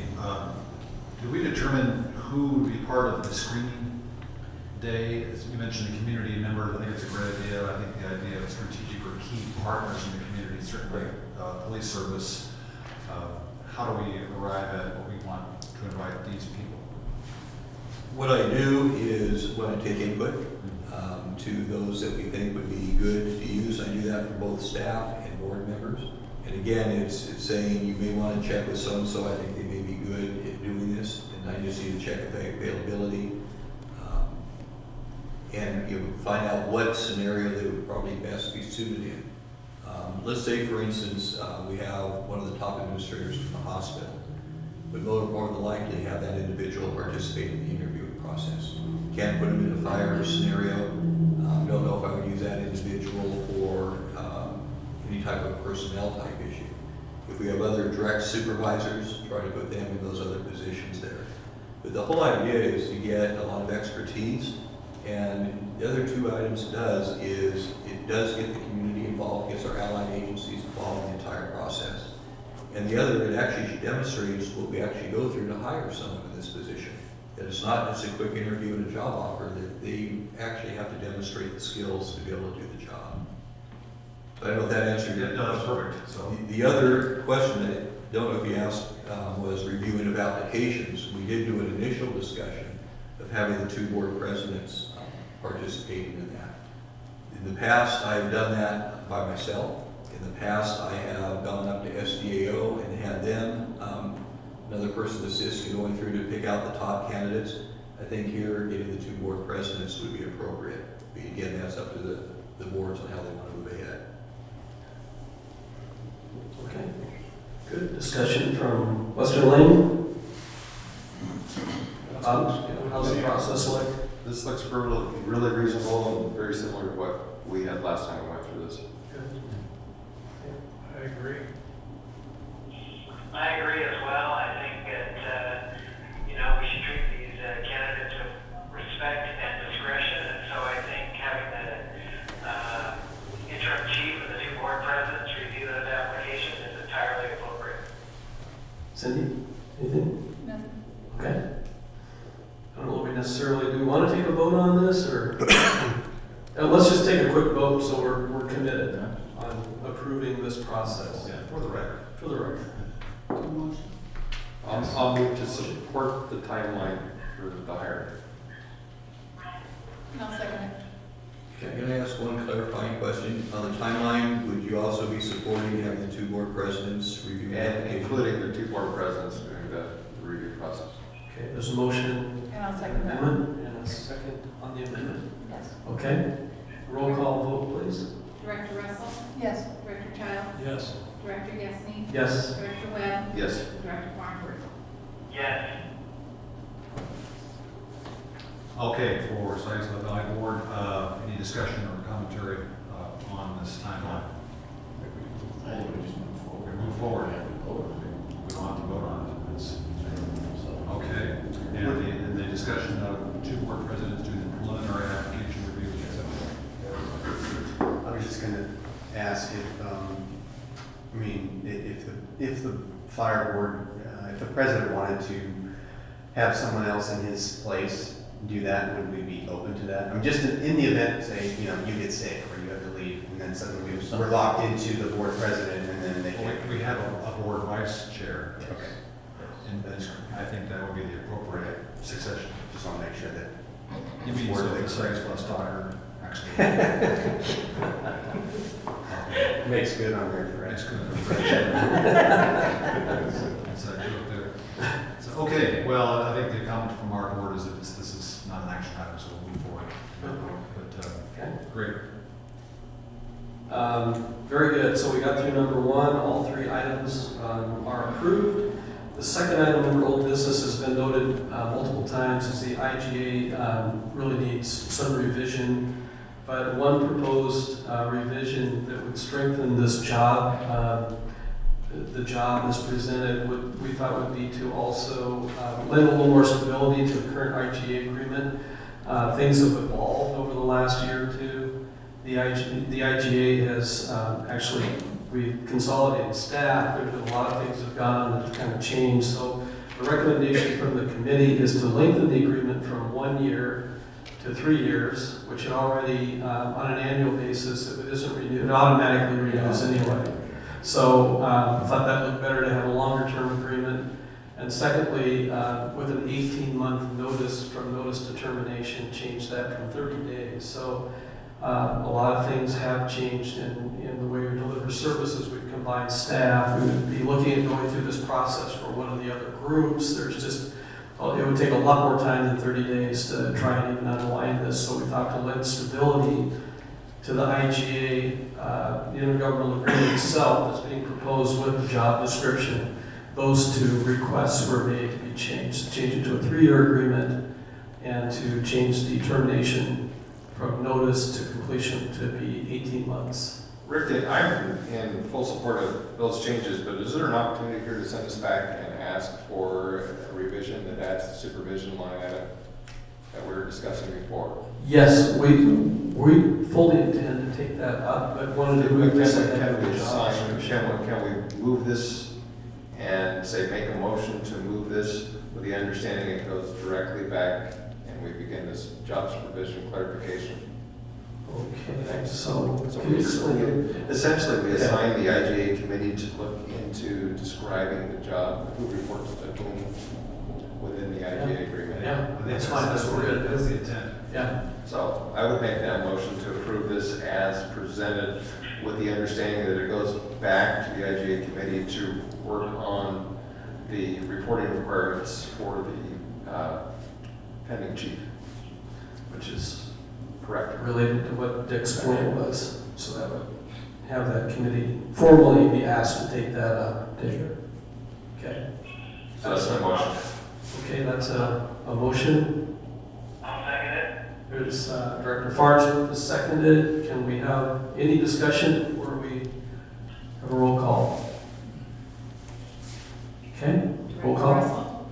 Yes. Director Child. Yes. Director Anthony. Yes. Director Webb. Yes. Director Farnsworth. Yes. Very good. With the Sykesville Valley Fire and Rescue Board, any conversation or discussion on the proposed revisions to the IGA with respect to term and determination? The only comment I have is the 18 months. It could be less. Only reason, it'll take you, if worst case scenario, you decide to it's gonna take you a year to get everything together anyhow, a minimum of a year. And if you wanna pay for 6 more months, then that's fine. I mean, My understanding on 18 months is it's budget related, because if we've laid out how we're dealing with budget for the coming year, Yeah. each side. All right. Well, part of it too is that we want, whoever comes into this job, we don't want them to feel like that, you know, in 30 days, the job may change completely. We want them to understand that it's gonna be, you know, if they sign on and a change happens, it's not gonna be like that. Well, we knew that it can't be done. I'm in full agreement. Okay. Is that a motion? I'll move. Yes, I'll move. Could you maybe restate the motion just to confirm? That we accept the agreement as is presented with the one stipulation on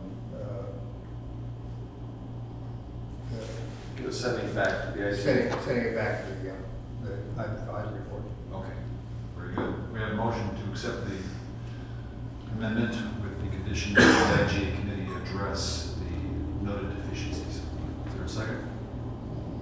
I'll second. We have a second before I call for votes or discussion.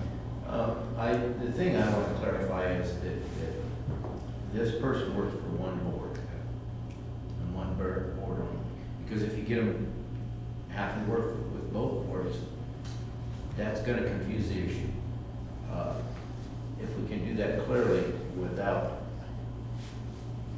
as long as the chief knows who he's working for. I think that's the objective. Yeah. There's an agreement in that, just the idea that the IGA outlines this is what Western Lane expects out of this agreement. And I think Director Webb made that pretty clear in his statement, so. So there's a motion and a second on the floor. Let's do a roll call vote, just going with that. Director Carnahan. Yes. Director Woodbury. Yes. Director Green. Yes. Director Phillips. Yes. Director Hayes. Here. Yes. Here and yes. Check. Okay, well, very good. Good discussion of both boards. Thank you very both much. boards for the discussion. Great. Staff reports. Chief Abel. My report has been included in the packet. I can go over it, or if there's questions, if you guys answer questions, in the interest of time. No pictures this time. Yeah, we have the pictures. Sorry. You could have used the paper's picture of the vote for This was prepared before the vote fire. No, there's more this time, and it is, I do go out on calls and try to get some pictures. I will include those. It's been not a picturesque month. They're fun. Any questions for Chief? Can I ask a question? Are we planning on having dash cams at all in emergency response vehicles? No, I don't at this particular time. Right now would be, just got one ordered for the operations chief vehicle, engine one, my vehicle, and there's one other in there, the duty chief vehicle. So that's the only ones. And the main reason is for training purposes, that we can roll up on a scene and be able to actually see what was going on. That makes for some pretty good training sessions of what we saw and what our actions were. They're not for any other liability issues or anything like that. You might look at doing something for an ATV helmet cam or something as the guys go out, that, because those are some confusing calls. Those are, it's good to be. Okay, so it's for scenario-based training purposes. Yes, that's primarily the reason. And we've only had one that we posted up to this point. That was the duty chief responding on the, I can't remember what the call was, but trying to turn left on 126 from 101, and he had stopped at the intersection, and the car just basically went right in front of him. So it was kind of a good training reminder. That's why we always stop before proceeding. So those are the ideas. Thank you.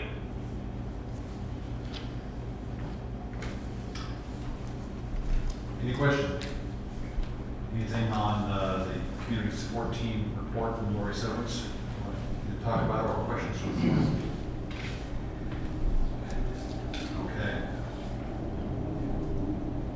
And division chief, operations chief is here, so reports in the packet. The reports in the packet, I can try and answer any questions if they're in on the fire side for that. I've got one. I see we pump tested 2 apparatus. Are we doing that in-house or? Yes. Yes, Not ma'am. in-house, because I know we farmed that out at The- some point. One is something we'll be looking at in the future, but right now this has been set up in the calendar, and so they are doing those in-house. It's a good training opportunity too.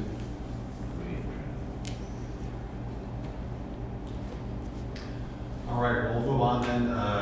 Tina covered a lot of the financials during the initial presentation. Bring your reports in here on page 69. Any other questions or anything you want to present? Well, just briefly, just wanted to, say that we are having a few issues with the ADP payroll, not to the employees at all. Everything is clean to the paychecks.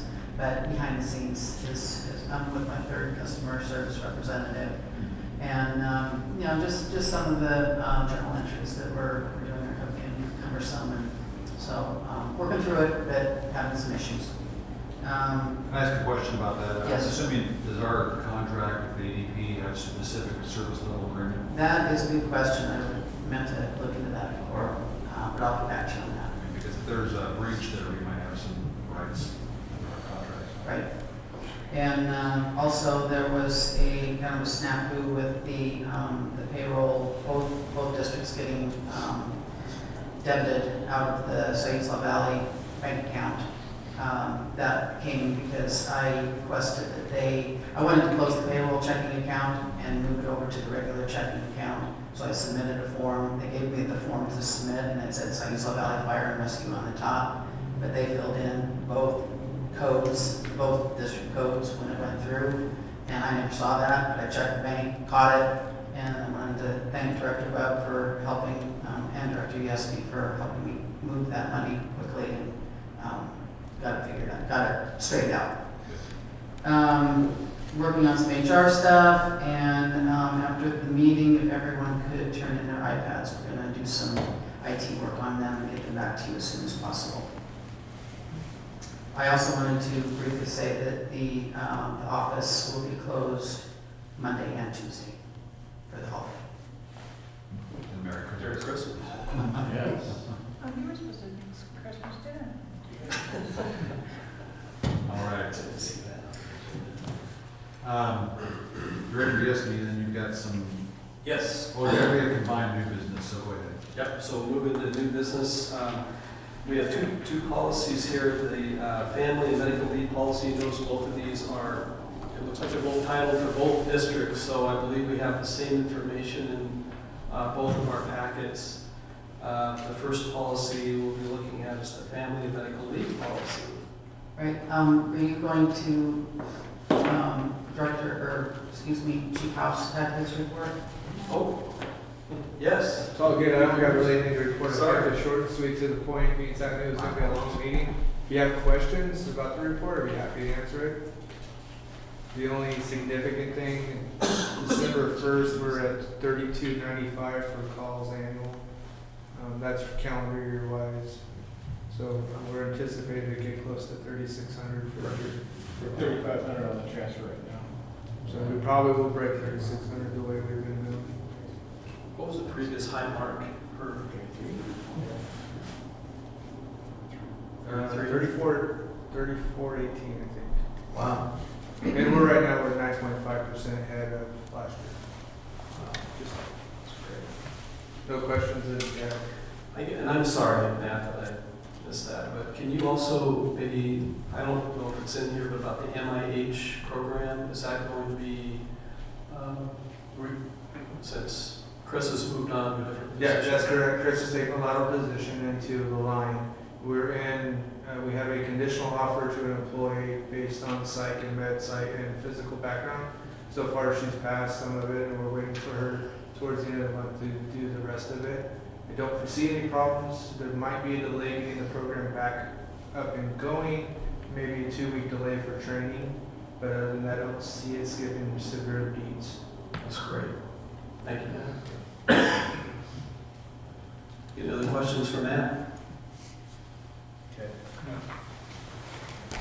Okay, now we can move on to the family medical leave policy. Okay, so this is for both districts. Correct. You have identical agenda bills and the draft of the policy in your packet. It's fairly, I got this directly from SDAO, so it's pretty standard. I do want to propose one change to what you have in your packet. On page 2, under request and certification, the third paragraph reads, all requests for family and medical leaves must be verified by a healthcare professional by using the healthcare provider certification form. I would like that to, and also return within 15 days of request for leave. I would like that to be a little looser. I was going to just put the employer has the right to request verification if needed. So that would be my only change to this policy, because if it's a fairly obvious reason that the employee is taking leave, I don't think they should be required to get a verification from a healthcare professional.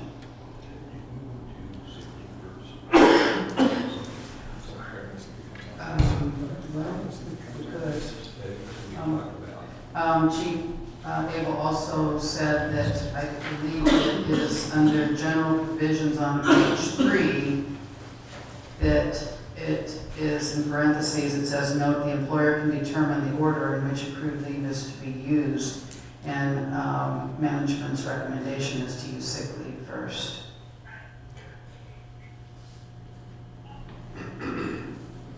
So is that another requested, modification? Yes, that would be the second modification. To use sick leave prior to vacation. So I would move to approve the family leave policy with the amendments as discussed. And I'll second that for Rose.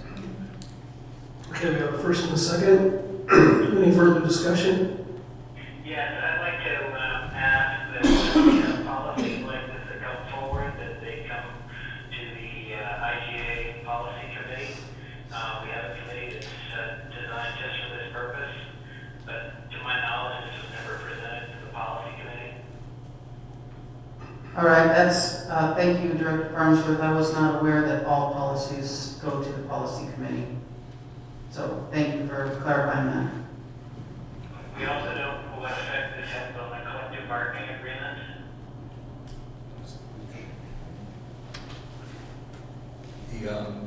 Actually, it would be consistent with, I don't believe that, if I remember which agency doesn't actually have it within the collective bargaining agreement.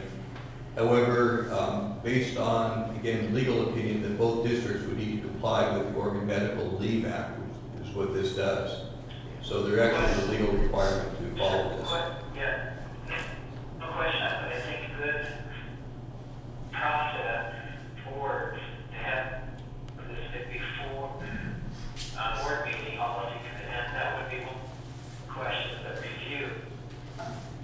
Certainly, as a state, I acknowledge that when we have public discussion, need to be made, to be discussed by the policy committee, and we should see, there may be ramifications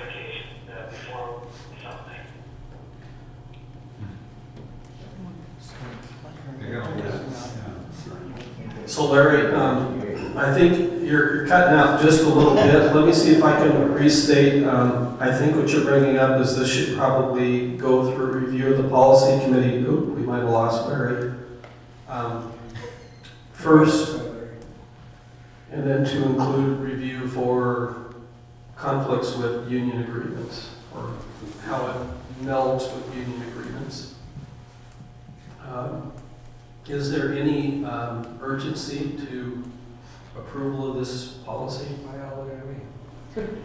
Yeah, we do have some individuals going out on leave in the middle of January. As long as, I mean, we're going to approve the sick leave anyways, so within to go forward. I don't see it being a conflict with existing policy. We're trying to clear policy for both districts moving forward, from my understanding. So I think as long as, if that's the direction the board wants to go, I don't think it's going to be a conflict with the employees going out on leave. We're not going to tell them don't go on leave because we're looking at policy. We're still going to make sure that they're taken care So of. the decisions wouldn't change based on whether or not we have this policy. What do you think, Ron? Probably, I mean, by process. Well, Director Farnsworth is back with us, just so you Okay. know. So, Larry, I think what we heard you say was, you know, the process, you're recommending us go through the policy committee first and also to address how this policy melds with the union collective bargaining agreements. Is that correct? That's correct. Okay. And then Chairman Green, what do you think? It sounds like we could do that. Well, I think we should try to get this approved tonight, and if there's any concern, we could bring it back to the committee, but given the fact that there was leave pending, and I hate to see anything at the policy level disrupt anything, hold it up. Okay. I think what we're hearing is it wouldn't change any leave issues whether we have a policy approved tonight or not. So, but you're recommending West that. Lane does have a policy, it's just needed to be cleaner, and that's also, as we're doing any policy changes, and I think back to what Director Farnsworth is saying, any policies, because both agencies are involved, it should go through that policy committee, so both stakeholders have input onto it. So again, there's no reference to it in the collective bargaining agreement for FLSA, and I think believe that that's on our side. So I think we're okay moving forward. Hey, number one, we're gonna take care of employees. So, Feel confident with that.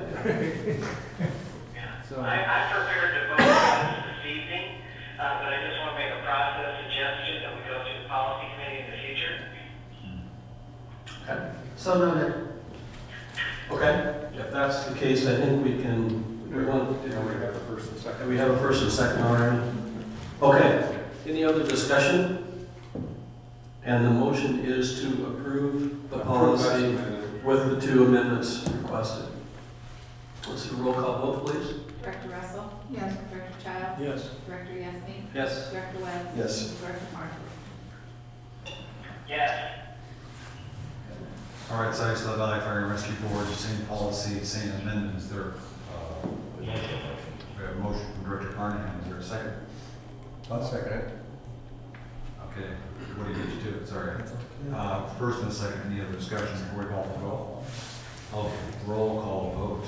Director Carnahan? Yes. Director Woodbury? Yes. Director Green? Yes. Director Phillips? Yes. And Director Hicks? Yes. Great. And the next policy you have is another joint policy on credit card policy. As I understand, this is to go to credit cards versus debit cards. Yes, yes. So, the agenda bill kind of spells it out. It's, we are moving from the Visa cards over to the MasterCards and trying to get cards for everyone who has purchasing authority for both districts instead of shared cards that are generic, card number one, card number two.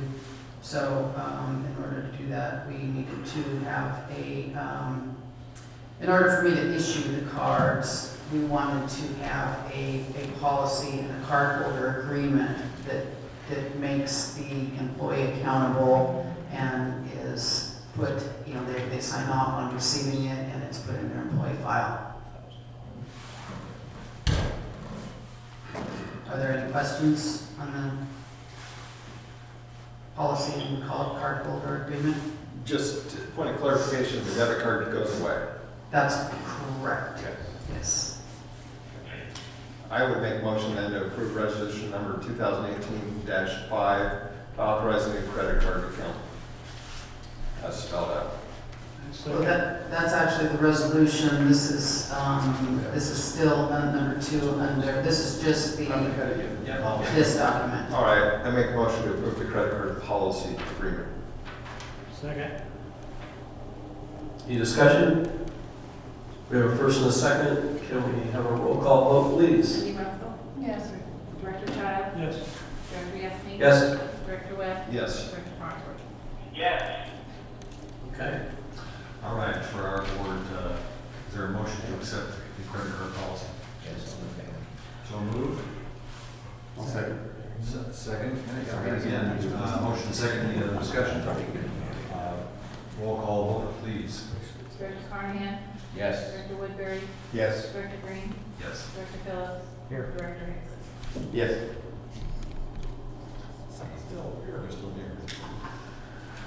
All right, we're through page 1. How about that? So do you want me to move on with my motion to approve resolution number 2018-5 to authorize the new credit card account as spelled out in the prior? And just to tell you, the only reason we have a resolution is because Western did not have a credit card account before. And I'll second it. Are we legally required to read the resolution? So I need a copy. It's not in the, on our tab. I need that one in front of you. I've got it. Okay. So the resolution number 2018-05 to authorize a new credit card account, whereas the district currently uses 3 debit cards, and where one is assigned to the EMS operations chief and the other 2 are shared between various WLAD staff members and IGA admin. And whereas IGA admin staff need adequately fund the debit card account with cash for all transactions. And whereas if a fraudulent transaction were to occur with a debit card, cash is withdrawn instead of being able to dispute the transaction with a credit card company. And whereas it would improve internal controls, protect cash, minimize staff time to establish a credit card account, where all cards are issued directly to the WLAD staff who are authorized to make purchases. Therefore, be it resolved that Western Lane Ambulance District enters into an agreement with Oregon Pacific Bank to create a credit card account adopted by WLAD Board of Directors this 19th day of December 2018. Director Russell. Yes. Director Child. Yes. Director Yasmin. Yes. Director Webb. Yes. Director Farnsworth.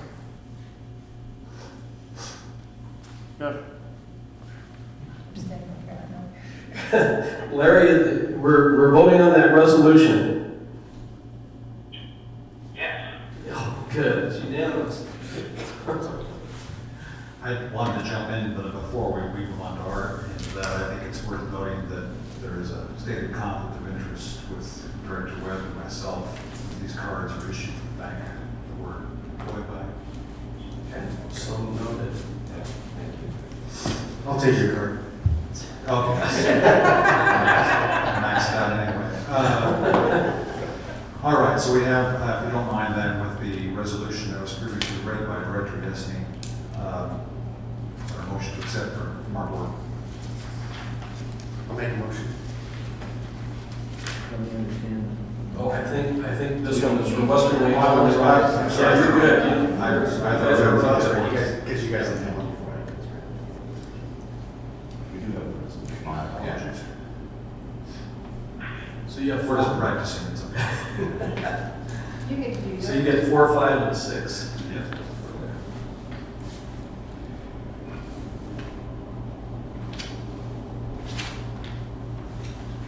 Okay.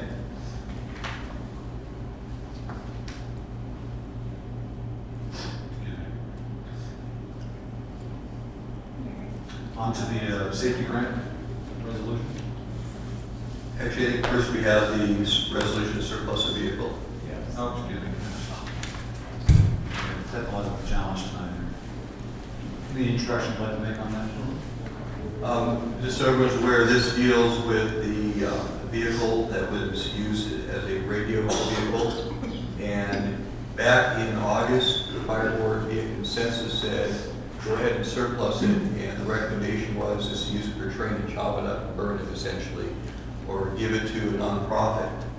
And what I recommended is that the vehicle be placed for auction for the purpose of recouping funds to the apparatus reserve account. And because it is a capital asset, we feel that it needs to have an appropriate fire board from out formally declare this asset as surplus, and then provide direction on the method of disposal. So the recommended action is to approve a resolution to surplus the vehicle, authorize the interim fire chief to place the vehicle up for public auction and transfer title to the successful bidder. I can go through the resolution if you like. Sure. It's resolution 2018-07, resolution declaring the vehicle as surplus and authorizing the disposal of such vehicle. Whereas the Saginaw Valley Fire and Rescue currently has a capital asset, the vehicle known as Support 1, 1990 year Ford support vehicle, and has the VIN. Whereas the Saginaw Valley Fire and Rescue Board of Directors considers surplus this vehicle at their August 16, 2017 board meeting and indicated the consensus to surplus this vehicle. And whereas the fire board consensus was either to utilize this vehicle for training purposes via live fire training or donate the vehicle to a local nonprofit group. And whereas the staff would like to dispose of this vehicle via public auction and place any proceeds in our apparatus replacement fund. Now therefore be resolved that the Saginaw Valley Fire and Rescue Board of Directors reaffirms that this vehicle is no longer needed by the fire district to carry out its mission and duties and declares this vehicle as surplus, and authorize the fire chief to place this vehicle up for public auction. And this is with no reserve price via public government auction website and transfer title to the successful bidder. And then if it's approved, to be adopted by the Saginaw Valley Fire and Rescue Board of Directors this 19th day of December 2018. Thank you very much. So we have the motion. Is there, the resolution, is there a motion to approve? I would make that motion. We have that motion. Is there a second, please? Yes. Second, yes, present. Any discussion? All right. All in favor to approve the resolution, please say aye. Aye. Any opposed? Okay, passed unanimously. Thank you. Okay, now on to the safety and security. SDAO did put out a request for, proposals for a safety and security grant. And I did put in a proposal to replace our locks at our fire stations. They're generally a very low security lock. The ones I've been familiar with in the past are actually a heavy-duty, higher security lock in which every member of the organization would have their own code to be able to get in. So if somebody leaves the organization, we have the ability just to eliminate that one individual's code. And then we can program the door locks for any of the facilities that that one individual is authorized to have access to. The other that this does is it creates an audit trail of when individuals, at least that code has been entered into the door code or the lock, and date, time, and so forth. So the maximum grant reimbursement was $5,000. We put in and we came just underneath that. That was $4,810. For redoing our stations, we would have to do all the installations ourselves. I did include in here a sample of what the locks look like. This is the actual model number, not necessarily the price we would be paying. We were definitely going to shop for the best price. And this would include the locks and include the computer software. And then it has a portable thing that you plug into the locks to reprogram those. So you plug it in, push send, and they're reprogrammed. So what we're asking for is authorization to accept the grant and then authorization to expend the funds. Just a quick question. If the electricity is out, these locks will still work? They're battery operated. Battery operated, okay. And then we have a key override if we need to. Okay, perfect. Very good. Is there a motion to accept the resolution? Okay. Absolutely. I'll second that. Any discussion? All right. Call for a roll call vote. Mix it up. Director Carnahan? Yes. Director Woodbury? Yes. Director Green? Yes. Director Phillips? Yes. Director Newsom? Yes. Okay. Co-op purchasing agreement. This is a co-op. This is Houston Galveston Cooperative Purchasing Agreement. And what this does is allows us to purchase goods that have already gone out for bid. It's essentially writing on somebody else's bid. What they require for us to join is authorization by the board to authorize me to sign the contract to join. There is no cost to us, and there is no requirement that we purchase from them. It just opens up that option.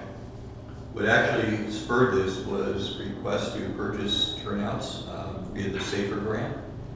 And in doing that, because we're using federal funds, we generally have to follow the federal purchasing guidelines.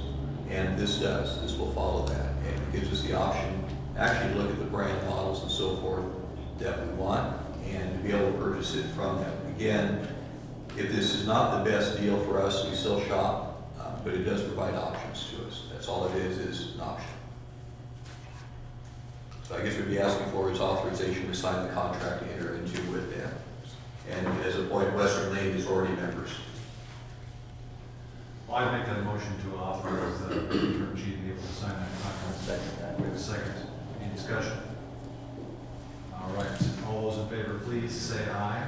Aye. Any opposed? Passes unanimously. All right. We've finished the business. Well, this is the opportunity for directors of either boards this evening to bring anything up that's not on the agenda. Is there any further discussion items tonight? No. I will say with respect to correspondence, I arrived here tonight and there is a Christmas card to all of us, at least with Sykesville Valley Fire. Sorry that you were omitted from that. From Bill and Linda. Well, the Gates, yes, the Gates contract. Bill Thomas, contract. Bill and Linda Thomas, just saying how proud they are of our accomplishments this year, and that everybody stays safe and have a Merry Christmas. So,